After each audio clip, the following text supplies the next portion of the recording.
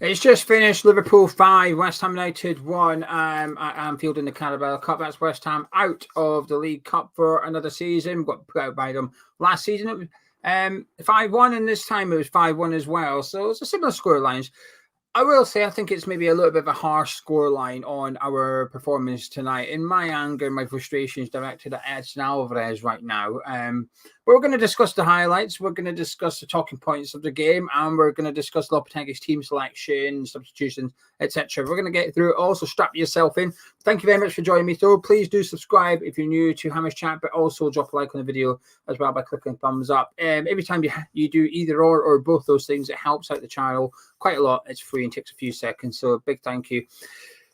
When I'll deal with the lineup, actually, we took the lead after 21 minutes, and I thought we were doing all right. Truth be told, in the first half, I thought we did well. I was pleased with what we were seeing, and by the time we scored, maybe to say we deserved it would be a bit of a stretch, but we certainly didn't not deserve it, if that makes sense. Bit of a strange goal to go 1-0. We did have a goal disallowed, however, Danny Ings' goal, and it was rightfully flag for offside, and one linesman could detect offsides. Unfortunately, it was the one on our half of the pitch for West Ham attacking. He correctly put his flag up when Danny Ings was offside and scored. But we got a goal to a Quansah own goal. Really good corner by Creswell. Kilman does well to get on the end of it. He's got a couple of Liverpool players around him. So sort of gets stuck under Alvarez's feet, and it's a little bit ping pong, but Endo ends up kicking off Quansah and going into the back net. Nothing the centre back could do about it. 1-0 West Ham, and you need a little bit of luck sometimes, and we'll take it, because that was the only bit of luck we were to get. Everything else from that point on was unlucky, and that's being kind to the officials.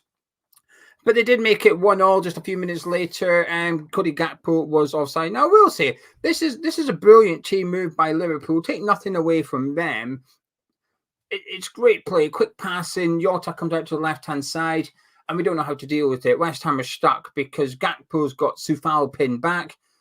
Nunez is up against Tadebo, so Jota sort of becomes the free man and goes out there. Alvarez is trying to get over to him, but they use that extra guy, and the movement, the passing from Liverpool is brilliant.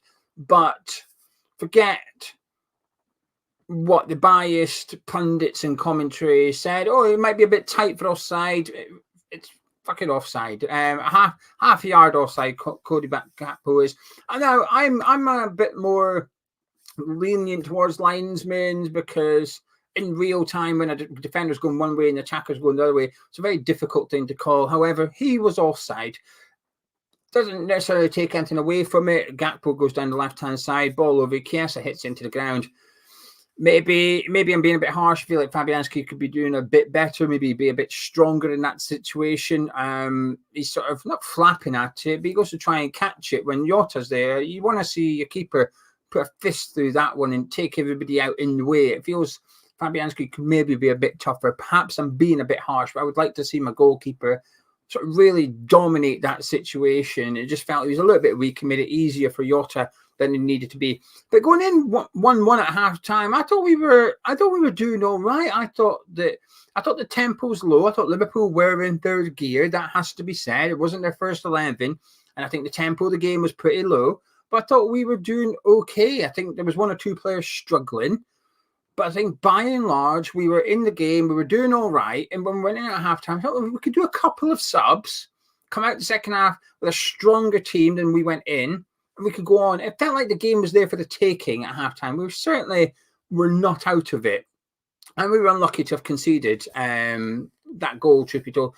Maybe Kilman could have done a bit better as well. I need to watch it back because he's next to Jota and suddenly he's on the goal line when Quansah hits it. It feels like he was a bit slow to turn and react to it.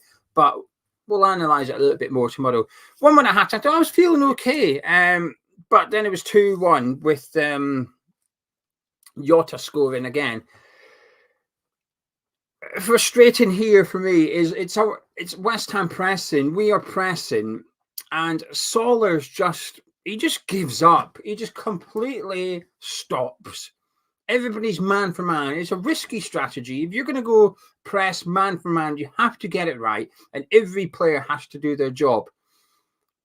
But the problem is all the 9 other outfielders could do their job because Salah gives up. He's there with Curtis Jones. Curtis Jones drops his shoulder, turns him completely, and off he goes with it. And he just stops. Just stops, just lets him go. And as soon as that happens, that's when every other player has to shift and they become out of position, slash away from the man. It ends up with Curtis Jones picking it up on the edge of the box, and Salah's still nowhere near him. Great ball by Salah into Jota, good finish. It's a good team goal by Liverpool. It just felt preventable. It just felt like that did not need to occur. The frustration is, it's for the goal. It's a Stonewall corner. Paqueta at the third goal. This is Salah's one. Paqueta goes across it, takes a deflection. Bowen guides out for a corner. The referee gives a goal kick. Liverpool goes straight down the other end and score. Game's done at that point. And it's just small things. Anfield is a difficult enough place to go to without having officials against you. The handball, the 2 penalty claims for handball, I don't think the Simikas one is a handball. I don't think that's a penalty. The Gomez one, it's 50-50. I've seen them given, I've seen them not given. But the offside and then the corner is just incredibly frustrating because those are black and white. The handball is a grey area. It's open to interpretation. Some would give it, some won't.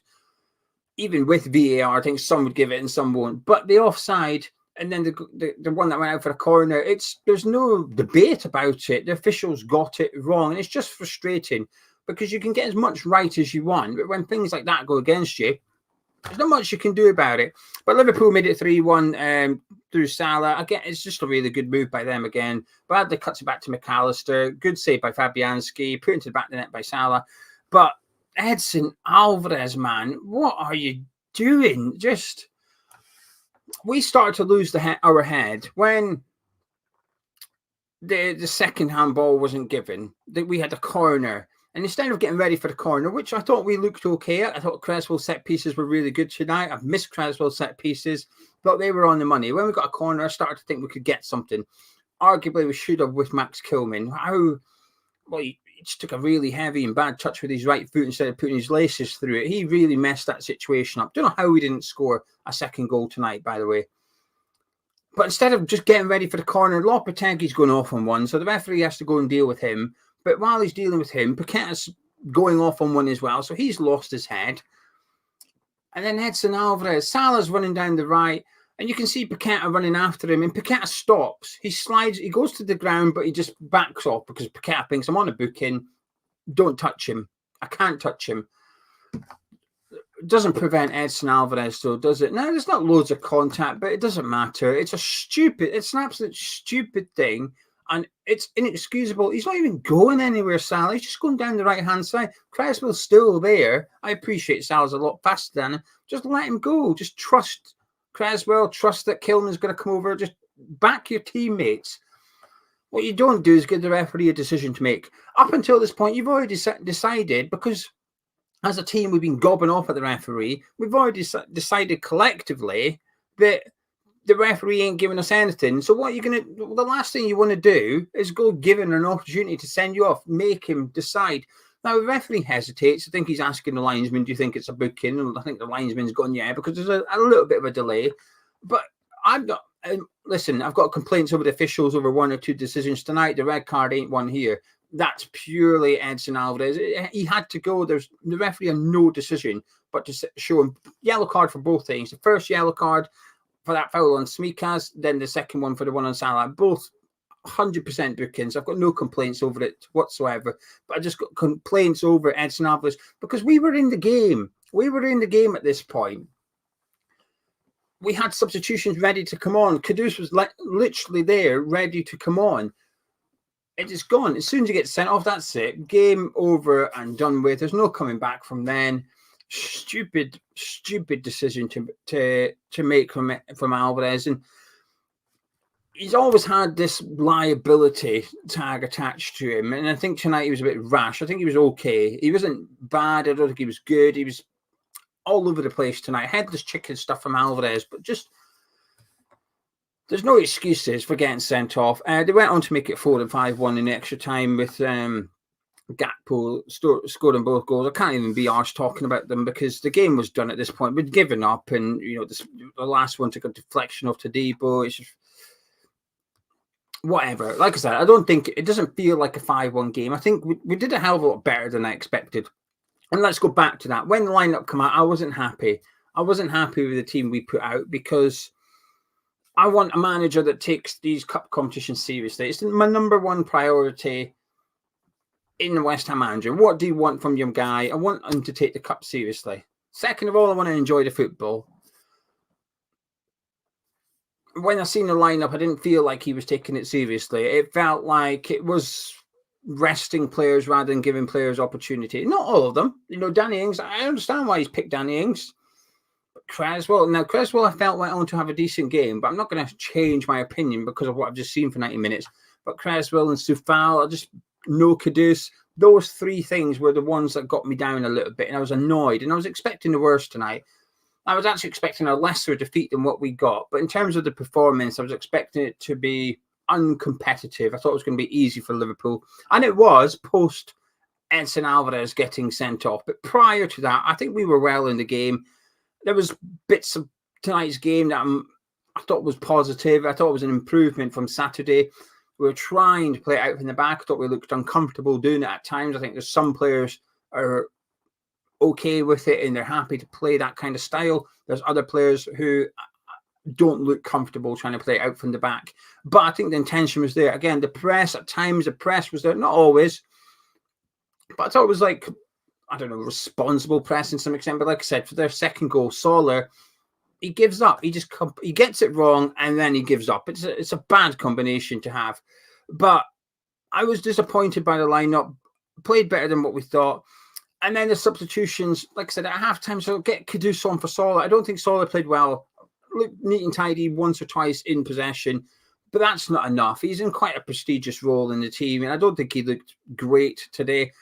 I thought, get him off, get Kudus on, and I thought Soufal was struggling defensively, so I thought, get Soufal off and Wan-Bissaka on, and immediately we become better, and we could possibly go on and win that game.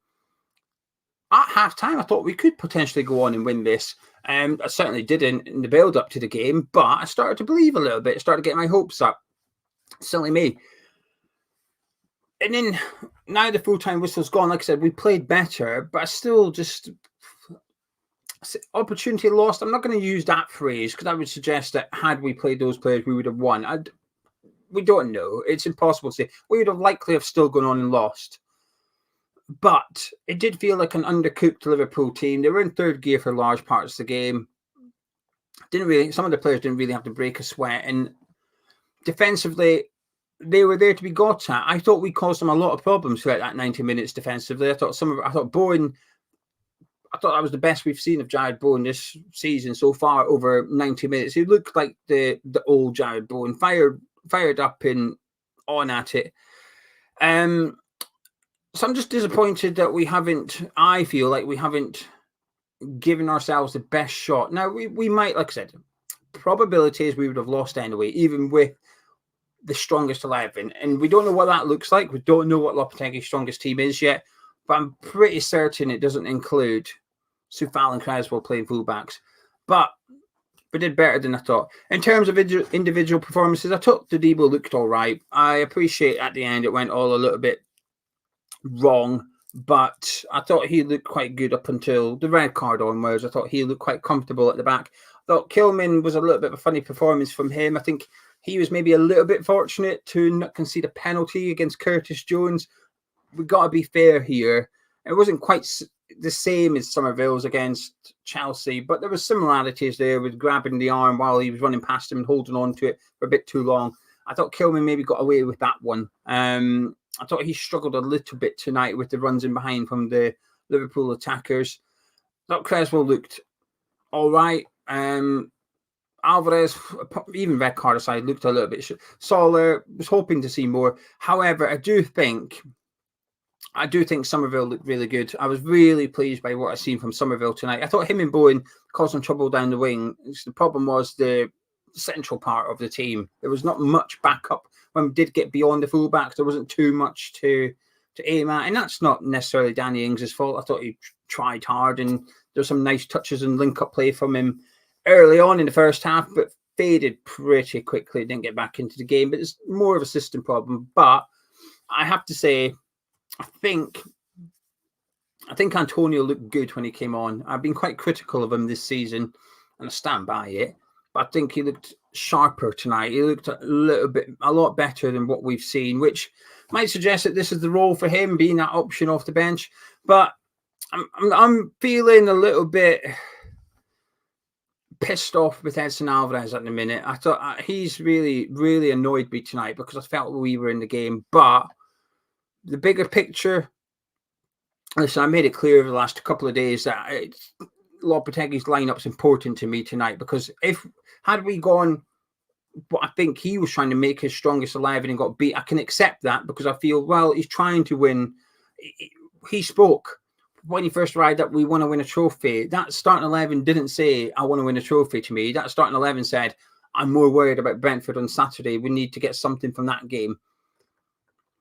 And I think the starting 11 puts a little bit of pressure on going into that game, actually. I'm not as angry as I was at the weekend, clearly, but I think I was more worked up before the game, and because we did better than I thought, it's chilled me out a little bit. And then tonight, we were competitive. Bloody Edson Alvarez, though, just fucking stupidity. There was just no need for it, and there's just no excuse for it. Anyway, that's my review of the game. Not happy.